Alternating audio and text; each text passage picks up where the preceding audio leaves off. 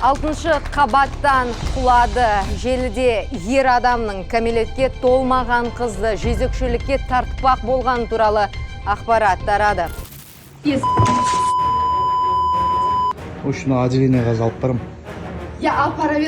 Осылай тұрған жерімнен арқамнан тепті дейді. Сол кезде алып кеткен арқар. Мариямның ұсынысымен бәрін сол істеп отырады, өзі жібереді, өзі сөйлеседі. Ана қыз жарнамалаған, келсең осындай ақша табасың, күніне бір 5 адамды обслуживать етсең, күніне осындай 70-80 мың тауып отырасың. Научишқа деді, сосын жарайды. Одан артынан 100 бірдеңе тең аударды. Общий 210 болды. Кез келген адам 170 мыңға, 180 мыңға жезөкше алмайды. Мен 3 рет болдым деді. Болған. Өз еркімен түсетін болса, өз еркімен.